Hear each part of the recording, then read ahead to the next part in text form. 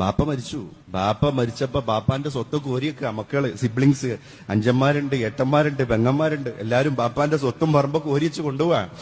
ആ കൊണ്ടോണ്ടതിന്റെ ഇടയില് ഈ മഹാനായ മനുഷ്യൻ പറഞ്ഞു, നിങ്ങൾ ബാപ്പാന്റെ സ്വത്തും പറമ്പും കോംപ്ലക്സും ഒക്കെ കൊണ്ടേക്കോ, ബാപ്പ ഈ ദുനിയാവിൽ ഇട്ടേച്ച് വെച്ച ഒരു സ്വത്തുണ്ട്, അതെനിക്ക് വേണം. ഇത് ലിസ്റ്റിലില്ലല്ലോ. അയാൾ 10 സെന്റും 15 സെന്റും 5 ഏക്കറി ഒന്നും എടുത്തിട്ടില്ലല്ലോ. എന്താ പിന്നെ ബാപ്പ അവിടെ ഒഴിവാക്കി പോയ ഒരു സ്വത്ത് ഞാൻ കൊണ്ടുപോകുന്നു പറഞ്ഞത്? ആ മനുഷ്യൻ കൊണ്ടുപോയത് ഉമ്മാനെയാണ്. സ്വന്തം പെരേക്ക് ഉമ്മാനെ കൊണ്ടുപോയി. ബാപ്പ ഒഴിവാക്കിയ ആ സ്വത്ത് എനിക്ക് വേണം. കാരണം ഉമ്മാനെ പരിചരിച്ചാലുള്ള കൂലി എന്താണ് എന്നുള്ള ഈ കിതാബിൽ പഠിച്ചണ്.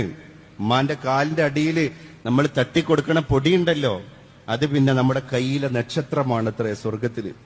ആ കുട്ടികളാണ് 20 വെട്ട് വെട്ടിയിട്ട് ഉമ്മാനെ കൊല്ലണത്. മനസ്സ് മരവിച്ചതാണ്. ലഹരിയാണ് കാരണക്കാരൻ. നിങ്ങൾക്കറിയോ ഈ കുട്ടിയൊക്കെ ഈ ദുനിയാവിൽ തന്നെ കിട്ടാൻ പോകുന്ന കടുത്ത ശിക്ഷ എന്താ അറിയോ? ഈ കിക്കൊക്കെ കഴിഞ്ഞ് ഈ ലഹരിയുടെ ഹാങ് ഓവറൊക്കെ കഴിഞ്ഞ് അള്ളാന്റെ തൗഫീഖ് ഉണ്ടെങ്കിൽ ആലം ദുനിയാവിൽ നോർമൽ മനുഷ്യനായി അവർ ജീവിക്കുകയാണെങ്കിൽ ആ ജീവിതമാണ് ഇനി അവർക്ക് കിട്ടാൻ പോകുന്ന ഏറ്റവും വലിയ ശിക്ഷ. കാരണം എന്താ? അപ്പൊ അങ്ങനെ ആലോചിക്കും, എന്റെ ഉമ്മാനെ കൊന്ന് ഞാനാണല്ലോ.